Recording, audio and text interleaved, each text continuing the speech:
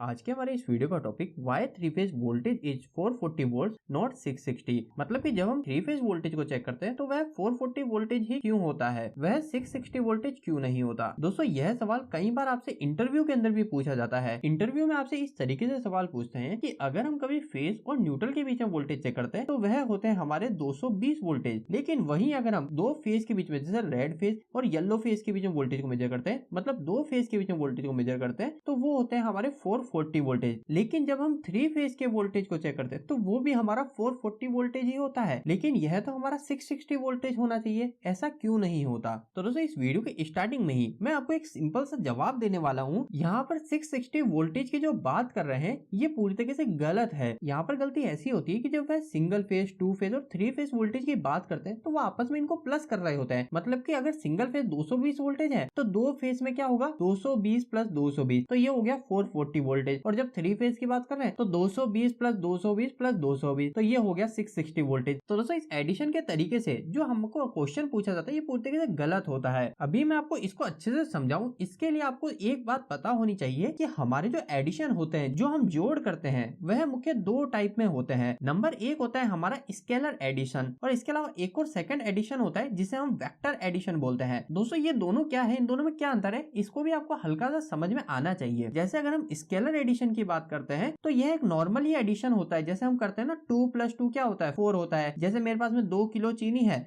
और मैं 1 किलो और चीनी खरीद के लाया, शुगर खरीद के लाया, तो मेरे पास टोटल 3 kg शुगर हो गई, 3 किलो चीनी हो गई। तो यह जो नॉर्मल प्लस जो हम करते हैं इसे हम बोलते हैं स्केलर एडिशन, इसे बोलते हैं स्केलर तरीके से जोड़ना। लेकिन दोस्तों इसके अलावा एक और एडिशन का टाइप होता है जिसे हम बोलते हैं वेक्टर एडिशन। तो दोस्तों वेक्टर एडिशन क्या होता है, इसे मैं काफी अच्छे एग्जाम्पल से आपको समझाता हूँ। जैसे कि मान लीजिए मैं इस जगह से भागना शुरू करता हूँ। सबसे पहले मैं इधर जाके यहाँ तक भागता हूँ। यहाँ तक जो मैंने रनिंग करी यह लगभग 2 किलोमीटर की मैंने करी। इसके बाद में दोस्तों मैं क्या करता हूँ, मैं इस जगह से वापस भागना शुरू करता हूँ और मैं भागता हूँ इस जगह तक, और यहाँ तक जो मैंने रनिंग करी वो हो गई मेरी वापस से 2 किलोमीटर। तो दोस्तों अब अगर हम स्केलर एडिशन की बात करें तो स्केलर एडिशन के अनुसार हमने जो टोटल रनिंग करी वो करी हमने 2 + 2 मतलब 4 किलोमीटर की हमने रनिंग करी। लेकिन जब हम वेक्टर एडिशन की बात करते हैं तो वेक्टर एडिशन में क्या होता है दोस्तों, एंगल को चेक किया जाता है। मतलब वेक्टर एडिशन में हमारा एंगल को भी देखा जाता है कि एंगल में कितना चेंज हुआ। तो अगर वेक्टर एडिशन अगर हम देखेंगे तो यहाँ से यहाँ तक की कितनी दूरी हुई, उदाहरण के लिए मान लेते हैं कि इन दोनों के बीच में जो दूरी हुई वो हमारी 2.5 किलोमीटर हुई। तो अगर वेक्टर एडिशन से देखोगे तो ये हो जाएगा हमारा टोटल 2.5 किलोमीटर ही मैं रनिंग करा हूँ। तो दोस्तों इस तरीके से हमारा स्केलर और वेक्टर एडिशन होता है। अब हम हमारे क्वेश्चन पे आते हैं कि आखिरकार इलेक्ट्रिकल में ऐसा क्यों है कि हमारे थ्री फेज 660 वोल्टेज क्यों नहीं हो रहे। तो दोस्तों इसका भी सिंपल सा ही आंसर है जो आप इंटरव्यू में बोल सकते हो कि हमारे जो थ्री फेज होते हैं ये थ्री फेज हमारा नॉर्मल एडिशन, जो हमारा नॉर्मल स्केलर एडिशन होता है उसके तरीके से हमारे प्लस नहीं किए जाते। यहाँ पर हमारा वेक्टर एडिशन लागू होता है। अब आपके सामने एक और क्वेश्चन आ सकता है कि आखिरकार ऐसा क्यों है, वेक्टर एडिशन क्यों हम यहाँ पे उपयोग कर रहे हैं। तो दोस्तों इसका भी सिंपल सा आंसर है। जैसे मैंने आपको बताया कहीं पर भी अगर एंगल की बात आ जाती है कि एक चीज इस जगह दूसरी चीज इस जगह, तो वहां पर हमारा वेक्टर एडिशन होता है। अब जब हम थ्री फेज की सप्लाई को चेक करते हैं तो थ्री फेज हमारी जो भी सप्लाई बनती है वो कहाँ पे बनती है, हमारी बनती है जनरेटर से, जो हमारा अल्टरनेटर होता है उस अल्टरनेटर से बनती है। तो अब अल्टरनेटर में क्या होता है दोस्तों, हमारी 3 वाइंडिंग को किया जाता है। अगर मैं मोटे मोटे तौर पे बताऊं तो हमारे अल्टरनेटर पे 3 वाइंडिंग को किया जाता है, और यह जो तीनों वाइंडिंग होती है ये तीनों ही वाइंडिंग मिलकर ही हमें थ्री फेज की सप्लाई देती है। अब यहाँ पर हमारे एंगल की बात इसलिए आ जाती है क्योंकि जब वाइंडिंग को किया जाता है अल्टरनेटर के अंदर तो इस वाइंडिंग को बिल्कुल एक ही समान जगह नहीं रखते।